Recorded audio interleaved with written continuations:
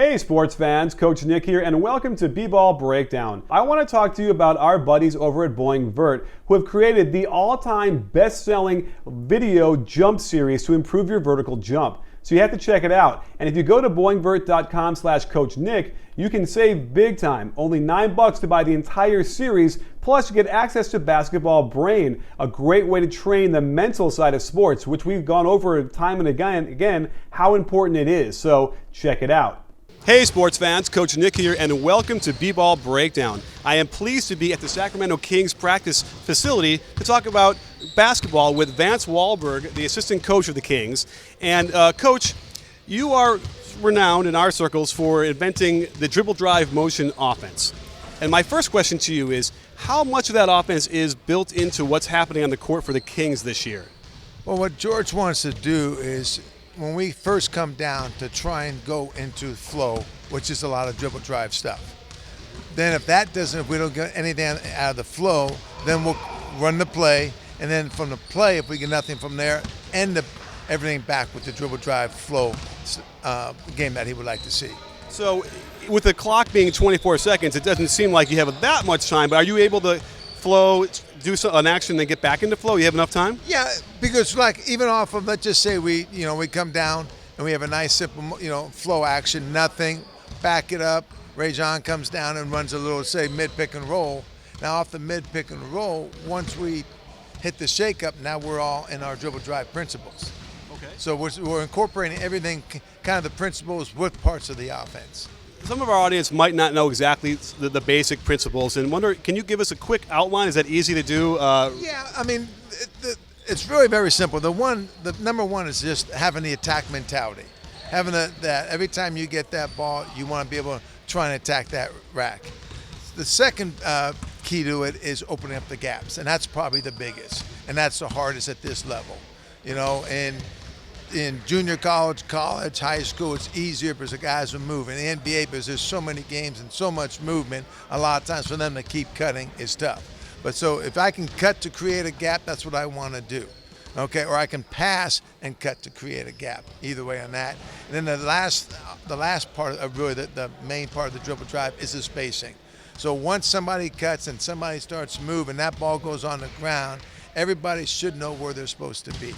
You know, it's funny, when you talk about creating the gaps, to me that is spacing, right, in a way, right? It's a combination of spacing, but what people don't understand, for example, just think about it. If I had a gap to go through here, to drive through, and if I made that gap that much bigger, how much easier is it? So if you're an average player and you try and split what I call a single gap, you struggle and you're probably going to have turnovers. If you're an average player and you give them a double gap, your success goes up. And then if you can give them a triple gap, which we try and get for them as much as we can, then an average player actually starts looking like a lot better than an average player. So, but the average player still has his man to beat.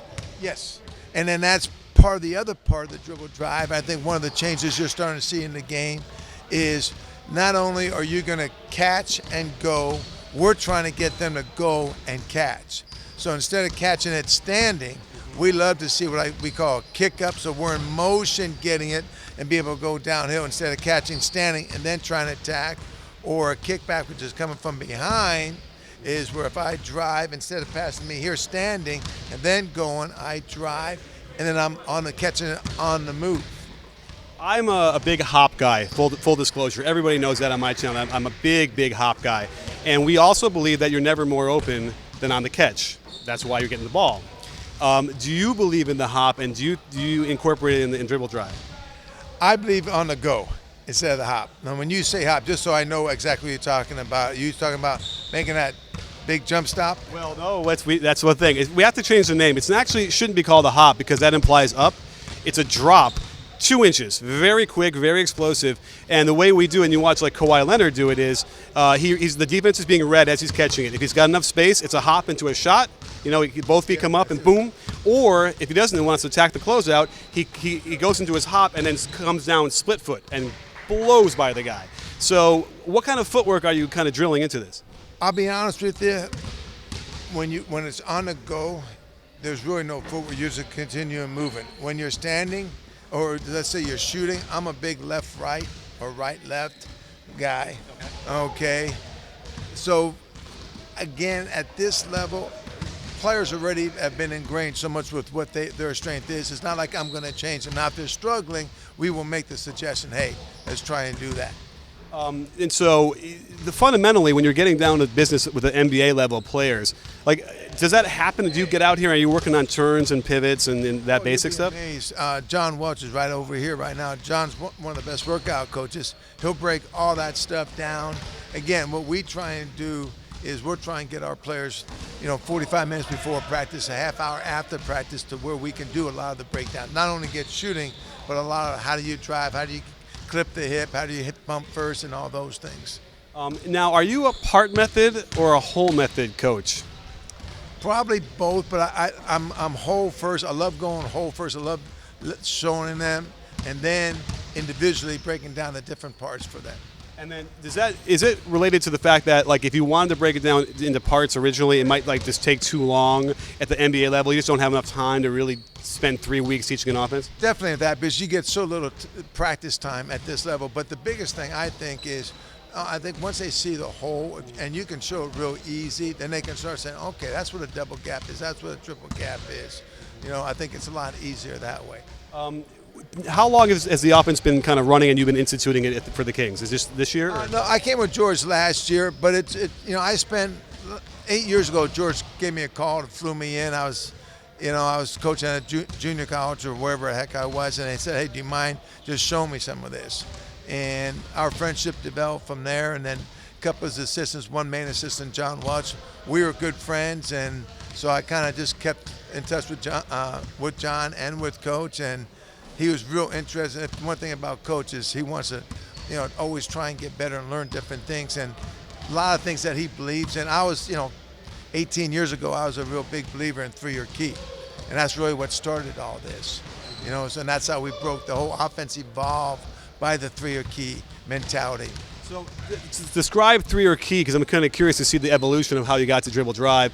Is it like a motion and you're only taking threes? Or yeah, and what happened is I was actually one game we were playing a team that we lost to by 18 and 22 earlier in the year. We're playing them in the semifinals of the section, and my whole thing was they played basically 6 guys, and I told my guys, we're not taking one shot outside the paint the whole first half. We're going to attack, and see if we get them in foul trouble. Okay, and then, figure Miles would try something. He already got beat bad twice. We're up 20, I think it was 24, 26 at halftime. Now, you can't just not shoot anything outside. So eventually, a little bit more I thought about it, the more I started breaking things down. Then you start, even back then, realizing, hey, a mid-range shot is only worth 2. When you try and attack, what shots are you trying to get to? One, you're trying to get to the rack. People suck in, you get to 3. But more importantly, I think the thing that most people forget is when you do attack more, you get to the free throw line more, which is the best points per shot. I do take it that you must have played at some level of basketball. Yeah, I played a little. I played high school, junior college, and I went to Cal State Bakersfield, so I played a little D2 back then. What would have happened then if you dribbled the ball up and just shot a three-pointer in transition? Back then we didn't have 3, so I didn't have to worry about that. But no, for me, again, see, I'm not even big on the dribble pull-ups. I'm more big on let's attack, get it. I think a dribble 3 is about 3 or 4% less than a standing 3. Sure. So I mean, that's what it is. It's there, but just the whole attack process. I wanted to mentally wear down the other team with our pressure on defense and with the pressure on offense. And so the evolution of the offense came about, I guess, from that playoff game. And then, at what point did you break out like the charts and the diagrams and really just organize your thoughts into a cohesive thing? It was just really basically year by year. That gave me that thought, and then totally be honest with you, when I went to our defense that we kind of created, this press that we created, we trapped all over, and I couldn't run my regular offense. So when that happened, it was just like, okay. And then the players through the years were actually the ones that developed the whole offense, because certain things would happen when we would space people and attack, and that's how the back doors came in, that's how the kick-ups came in and the kickbacks and so forth. So, I mean, how much player development do you have to do, let's say, at the lower levels? Because, in theory, everybody needs to be able to catch an attack, and you might have players that just don't have those skills, I guess, right?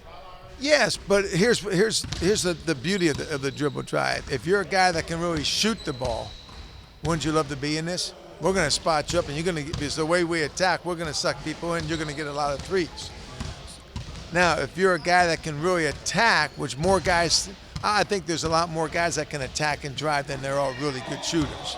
Okay, so what we try and teach the guys that can really attack, we'll teach them all the fine parts of, like I said, how to clip the hip, how to bump first, how to get your shoulders squared and all that to the hoop, how to create what reads are open, what kind of passes we're going to throw, where we're at in certain parts of the court. We'll go through all that. But I think the biggest thing that we're going to teach that person is, can you knock down a standing three? Because if you can really drive, okay, your counter is be able to knock down that open three. Okay, now if I'm a really good shooter, I think it's harder to teach a real good shooter how to drive. And that's why the really good shooter, we can give them a triple gap, they have more success, more chance of success for that. And then I think the other counter we always try and teach the shooter is how to cut. Because if you can learn how to cut, that's a heck of a weapon, because you're going to open up so many different things. So the idea being that you have to learn how to cut. It's the timing of, as the guy is penetrating, that you can cut to the open spot and then be able to catch it and shoot it. Yes, and it's more of what your guy does. That's probably more of the bigger thing. Okay, we teach them, if your man plays high side, you're probably looking back cut. If your man's playing flat on you when there's penetration, you're probably going to kick up. If he's hugging you, just be patient, because if he's hugging you in that corner, you open up the gap for somebody else. So we're trying to teach all those concepts. Sports fans, stay tuned for part 2 with Kings coach Vance Walberg as he goes through specific players on the Kings and how they're fitting into the offense this year, especially how Rajon Rondo has been thriving in the dribble drive motion. You in?